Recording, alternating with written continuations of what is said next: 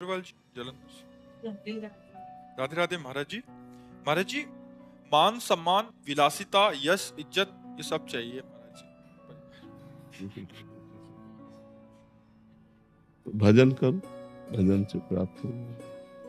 भजन करो। देखो, यदि आप वास्तविक सुख चाहती हो तो भगवान से जुड़ना पड़ेगा। हमारा प्रारब्ध इतना बलवान नहीं कि बराबर हमको सुख दे सके। जैसे दिन है तो रात अवश्य आएगी, तो सुख है तो दुख अवश्य आएगा। अगर दुख को जड़ से मिटाना है तो भगवान की भक्ति करनी पड़ेगी। एक छोटा सा बालक भ्रू 6 महीने में भगवान को रिझा लेता है और चक्रवर्ती सम्राट पद और भगवान का परम पद ये सब कुछ प्राप्त कर लेता है। तो बिना भगवान से जुड़े मन की कामनाएं पूर्ण तो होंगी नहीं। ऐसे ही तो नहीं हो जाएंगे ना। अगर हमें 500 रुपया चाहिए तो चाहे लेबरी करना पड़ेगा कि नहीं करना पड़ेगा। पूरा जीवन जो भगवान के मार्ग में लगाया गया, जो तपस्या की गई, तो उसका डबल परिणाम होता है। एक तो होता है लौकिक सुख और एक होता है पारलौकिक सुख। यहाँ भी सुख मिलेगा और वहां भी। ई परलोक सकल सुख पावत मेरी सो भैया कृष्ण गुण संच। यदि भगवान का भजन नहीं करोगे तो देखो, सुदामा जी मांग के खाते थे, कई दिन भोजन नहीं मिलता था, और जब भगवान की नजर हो गई तो सुदामा पूरी बस गई। जैसे द्वारिकापुरी ऐसे सुदामापुरी बस गई। तो यदि सम्मान मान तो विलासिता अगर है तो भगवान से है, क्योंकि उन्हीं का सारा वैभव है। अगर उनसे नहीं है तो वो विलासिता नरक ले जाने वाली है। सर आप मांस पे विचार करो, नरक जाओ, है कि नहीं। धन बढ़ा तो और क्या होगा, यही होगा। विलासिता में अगर भगवान से जुड़े नहीं, पूर्व पुण्य तपस्या के बल से धन वैभव आ गया तो इस समय यही भी भोग सुहाएगा। तो इसलिए हमें लगता है सही विलासिता प्राप्त करने के लिए भगवान का भजन अनिवार्य। भगवान का भजन करती हो, कहोगी हाँ। अगर सही माने में भगवान का भजन होने लगे तो इनसे घृणा हो जाएगी। जो आप चीज कहती हैं, विलासिता से घृणा हो जाएगी। तो विलासिता का अगर सही भाव प्राप्त करना है तो लक्ष्मीपति भगवान है, अनंत वैभव, अनंत ब्रह्मांडों का वैभव। तो भगवान की आराधना करो और वो दे, तब आनंद आए। क्यों? अच्छा, विलासिता कितने दिन टिकेगी जब शरीर टिकाऊ नहीं। जब शरीर विनाशी है तो विलासिता कितने दिन चलेगी। इसलिए अविनाशी भगवान का भजन कर लो और दुख सुख जैसा है उसको सह लो, तो परलोक बन जाएगा। परलोक यहाँ का सब टिकाऊ नहीं है। विलासिता यहाँ का सुख टिकाऊ नहीं। काफी सुख तो भोग ही लिए। अब आपसे पूछे आपके पास क्या है, आप सोचो आपके पास क्या है, अनुभव क्या है? कुछ अनुभव नहीं। बस उसी की चाह है जिसका कोई अनुभव नहीं है। उसी की चाह है जो कोई टिकाऊ नहीं। अरबों बैंक में आपके जमा हो और आप मर जाओगे तो 1 रुपया जाएगा क्या आपके पास? यार बेकार है, कमा के रखो। अरबों तुम्हारे काम में तो नहीं आए। इतना व्यवहार, इतना पद प्रतिष्ठा, यदि परलोक के लिए तुमने भजन नहीं किया तो यहाँ से जब जाओगे तो न तुम्हारी पढ़ाई जाएगी, न तुम्हारी प्रतिष्ठा जाएगी, न तुम्हारी गाड़ी जाएगी, न तुम्हारे मित्र जाएंगे, न तुम्हारा बैंक बैलेंस जाएगा। अब अगला जन्म पता नहीं कौन सा जन्म हो। इसलिए हमको चाहिए कि मनुष्य जीवन में ऐसे आचरण करें कि पाप न हो, और ऐसे आचरण करें कि हमें भगवान की प्रसन्नता मिल जाए, हमारा अगला जन्म ठीक बन जाए। तो खूब नाम जप करो, सत्संग सुनो, शास्त्रों का स्वाध्याय करो और पवित्र आचरण करो। मांस मदिरा व्यभिचार गंदी बातें इनसे बचो तो सब मंगल हो जाए, तभी सब मंगल। शिल्पा जी।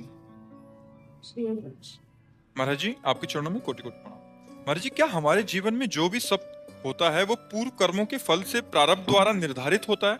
हाँ, सुख दुख, उन्नति अवनति, जय पराजय, ये प्रारब्ध के अनुसार है।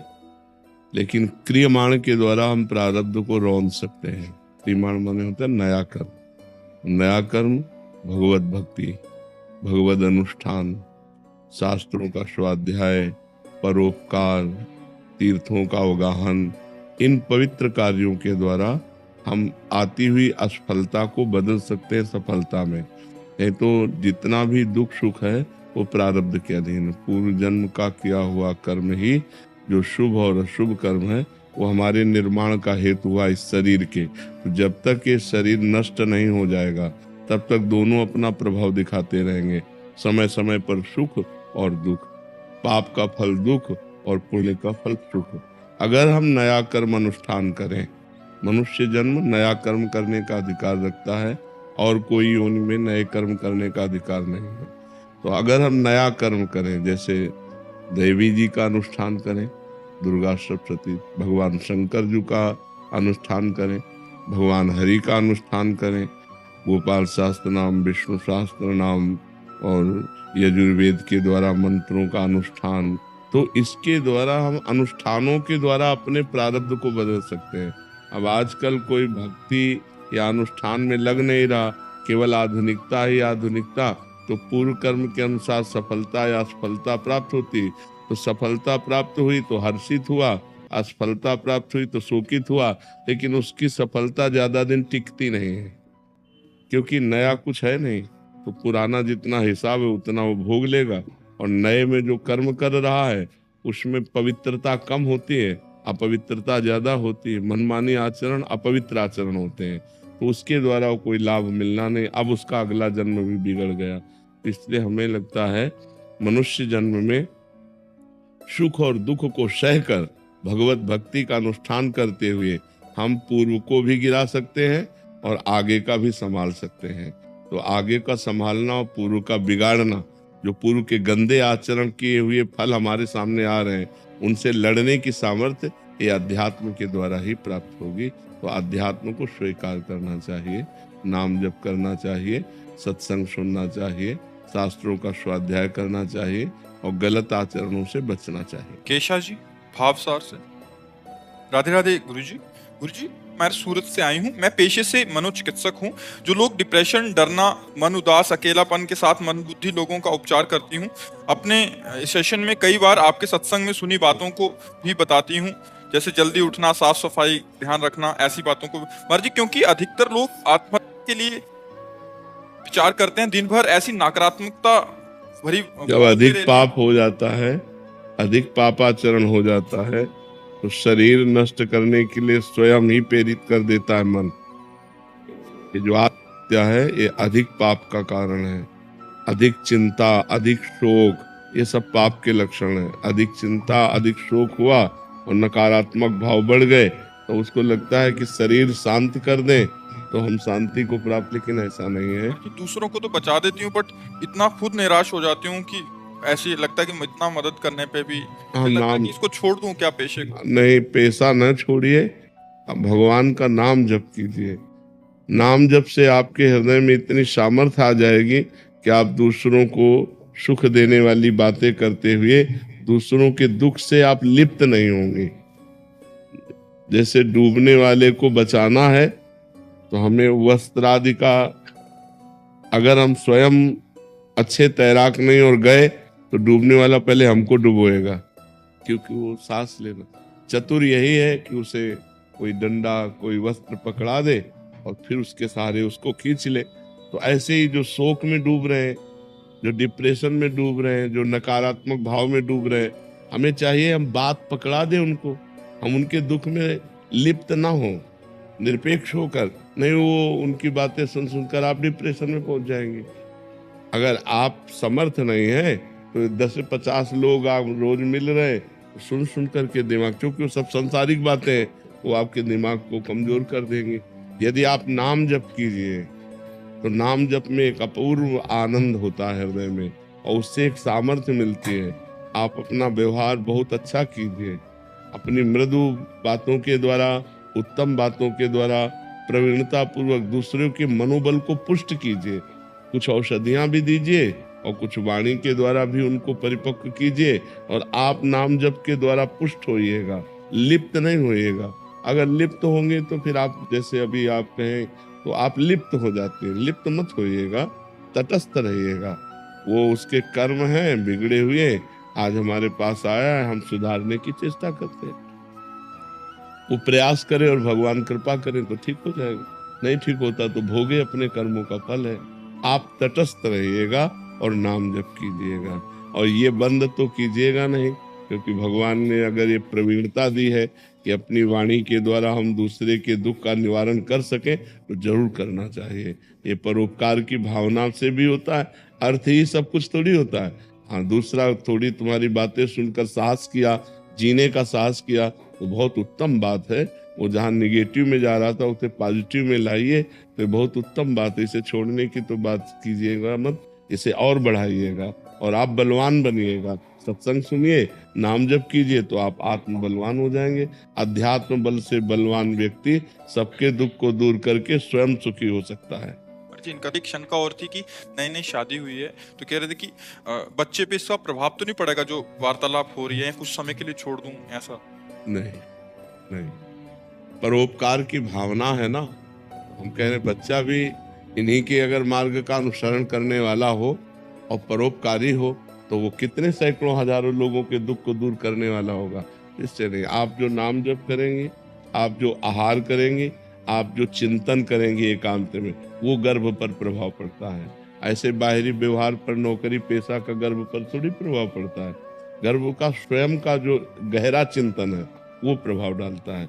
माता के उदर में जो बालक होता है, माता का जो गहरा चिंतन होता है उसका प्रभाव, उससे संस्कार बनते हैं। तो इसलिए आप नाम जप कीजिए, भगवत कथा सुनिए, सत्संग सुनिए और स्वयं भगवत परायण रहिए, तो फिर दूसरों के दुख का निवारण करते हुए आप और आपका परिवार सुखी रहेगा। श्री हरिवंश महाराज जी, आपके चरणों में कोटि कोटि। महाराज जी, आपके आशीर्वाद से नाम का महत्व समझने लगा हूँ। सुना या पढ़ा था पहले भी, पर समझा अभी हूँ आपकी कृपा से महाराज जी। महाराज जी, प्रश्न है कि विचारधारा और जीवन शैली के इस परिपक्व स्तर में पहुंचकर ग्रस्त जीवन जीते हुए संसार रूपी तालाब के राग द्वेष लोभ मद मोह मत्सर रूपी जल से स्वयं को कैसे अछूता रखूं, जबकि अभी तक इसी में अटका डूबा हूँ महाराज जी।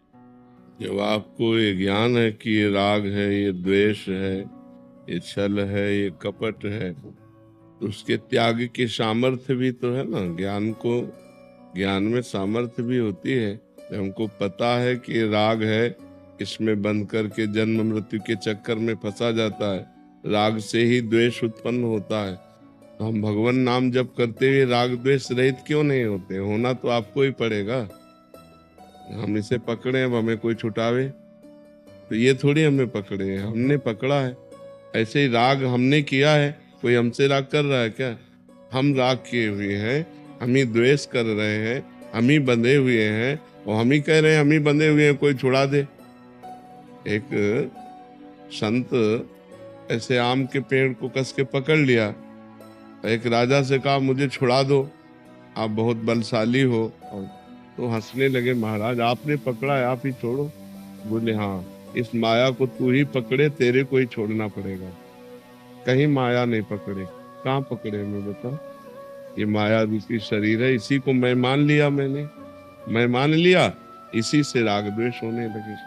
अगर हम प्रशांत आत्मा राग द्वेष रहित हो जाए तो अभी अंतःकरण शांत हो जाए।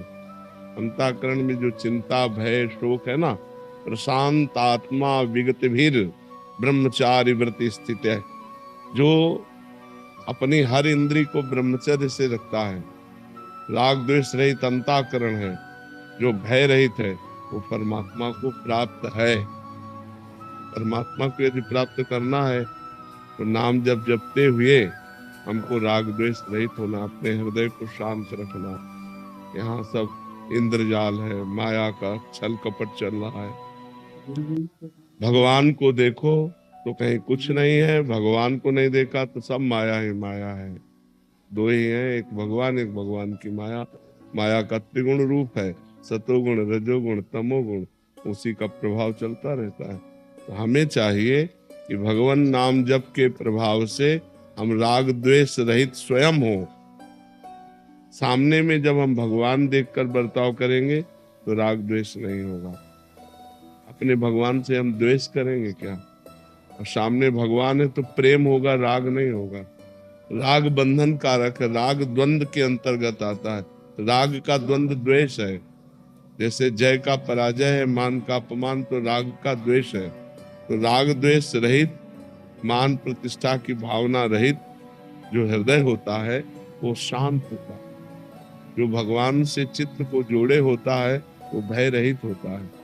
भय, मैं शरीर हूँ, ये जितना भाव दृढ़ रहेगा उतना भय होता रहेगा, और भगवान मेरे हैं ये भाव जितना दृढ़ होगा उतने निर्भय होते चले जाओगे। और हर इंद्री का ब्रह्मचर्य चाहिए, हर इंद्री का ब्रह्मचर्य, तब वो भगवान को प्राप्त होता है, तब उसे भगवदानंद की प्राप्ति होती है। शब्द स्पर्श रूप रस गंध 5 ज्ञानेंद्रियों के द्वारा जो भोगा जाता है, ये शास्त्र धर्म युक्त भोगा जाए और खूब नाम जप किया जाए तो भगवान की प्राप्ति है। पर यहाँ तो मनमानी सब चल रहा है, शास्त्र के अनुसार कहाँ चल रहा है। तस्मात् शास्त्रम प्रमाणम ते कार्याकार्यो व्यवस्थितो, कार्य और अकार्य की जो शास्त्र ने व्यवस्था की कौन मान रहा है। जो मान रहा है वो आनंद को प्राप्त हो रहा है, जो नहीं मान रहा है वो चिंता भय शोक को प्राप्त हो रहा है। इसलिए छूटना हम ही को है, अपने द्वारा अपना उद्धार करना है। कोई अपना उद्धार नहीं कर सकता, कोई दूसरा अपना उद्धार नहीं कर सकता, अपने द्वारा अपना उद्धार करना है। हम जो सुना, हम जो पढ़ा, इसे अपने जीवन में उतारे और खूब नाम जप करें, भगवान की प्राप्ति हो जाएगी। समझ पा रहे हैं आप? राधे राधे। महाराज जी, मन जड़ है या चेतन? अगर जड़ है तो हमारा उभय, उभय, उभय है। उभय माने दोनों तरफ है।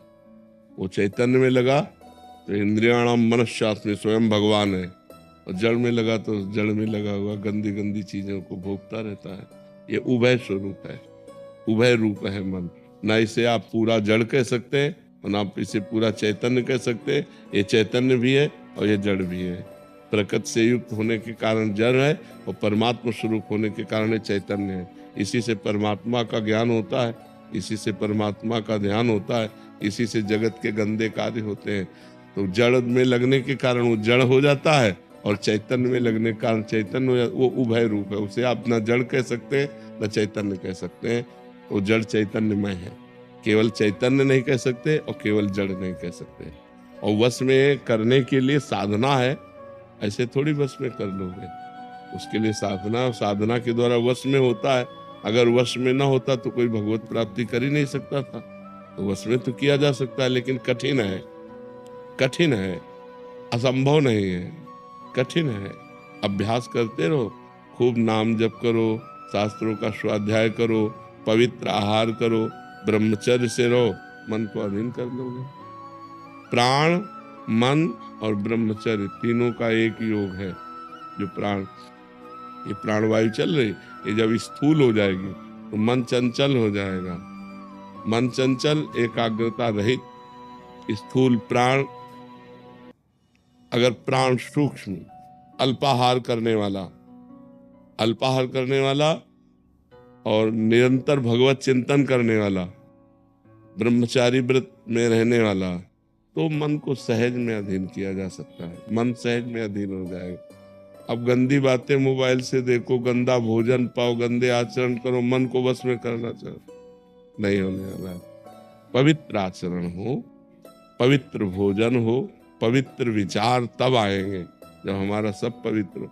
और पवित्र विचार कोई निषेध नहीं है, गलत विचारों से मन को हटाना है, गलत आचरणों से मन को हटाना है।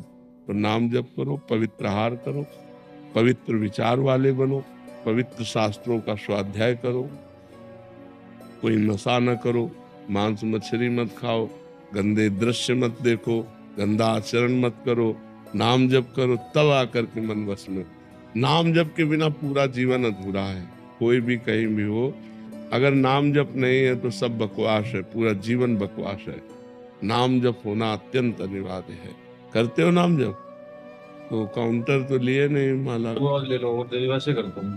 तो हमें लगता है शुरुआत में रखना चाहिए यार। शुरुआत में काउंटर ले लो, तो उससे संख्या में पता चलेगा कि आप कितना जपते हो, तो आपका मन और उसमें लगने लगेगा।